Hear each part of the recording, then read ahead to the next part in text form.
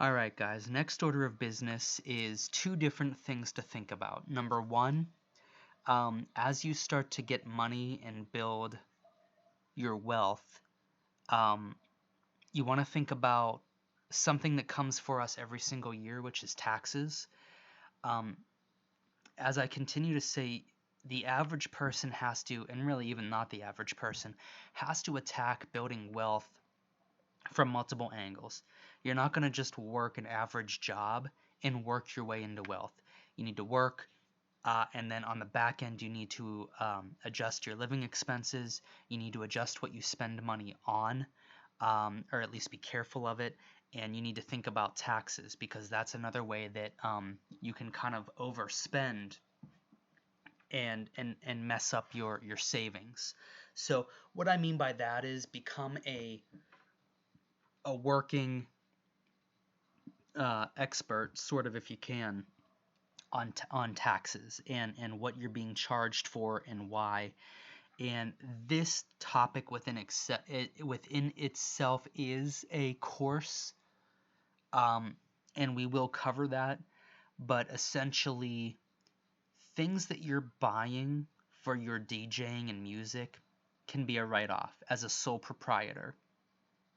I don't necessarily recommend right now becoming an LLC, a limited liability corporation. Um, as a DJ and producer who primarily conducts their business from home, I wouldn't say that that's necessary.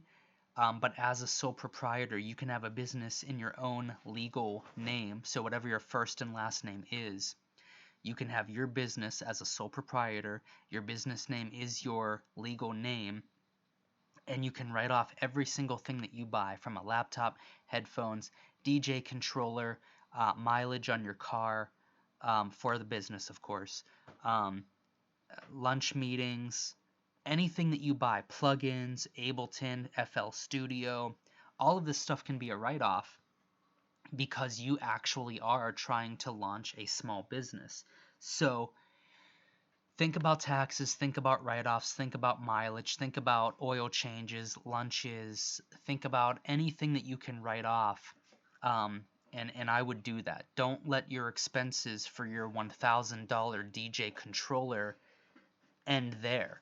That's a write-off for your business. And we'll look more into that and talk more about that. But for now, just understand that if you're just taking your taxes at face value and just paying what you owe, I'm not saying don't pay your taxes, but there's legal ways of minimizing the amount that you have to spend on taxes.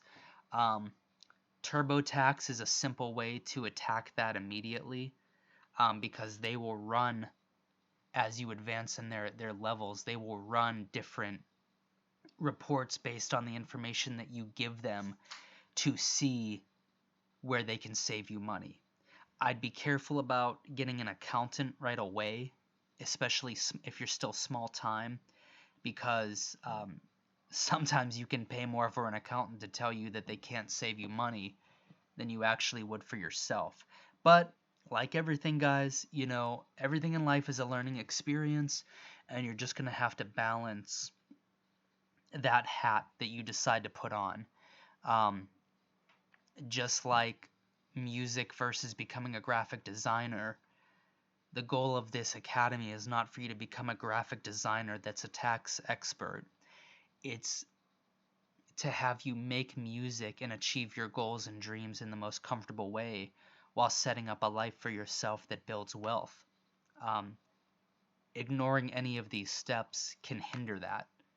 I'm not saying go out and be an expert in any of these fields. I'm just saying be aware that this is the mindset to have if you're an average person with an average income to build wealth. And if you're not an average person with an average income, all the better to pay attention to these things that I'm suggesting to you because you can really get yourself ahead of the game. Um, so you'll get ahead average if you're above average financially already. Say, like me, you're an only child, you're even more ahead of the game then because, for me, everything that mom and dad have will be left to me.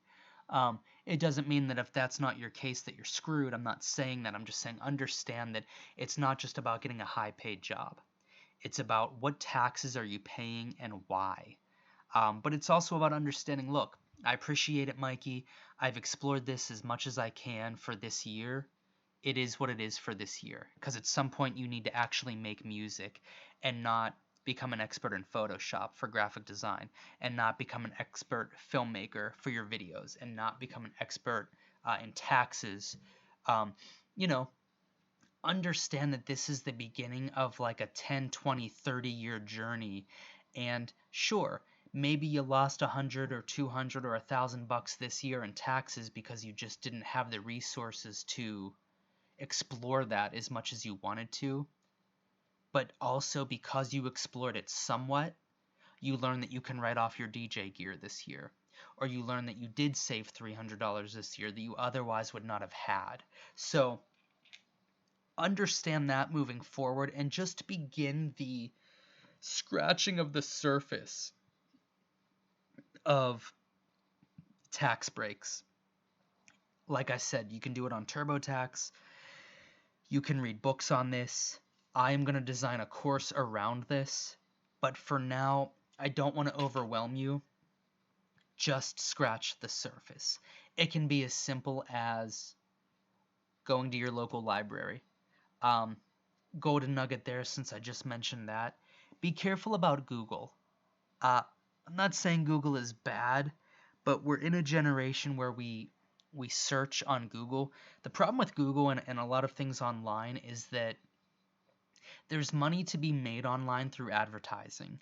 So you're not always getting the most pure information because people want to sell you their services or course, and Google, their best interest is to position people who are paying for ads that provide the service that you're seeking, to put them in front of you.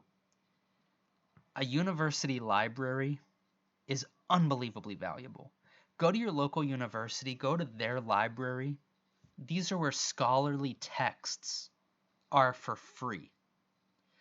Uh, Advanced psychology, advanced marketing, advanced finance management, advanced techniques on investment. It's all free.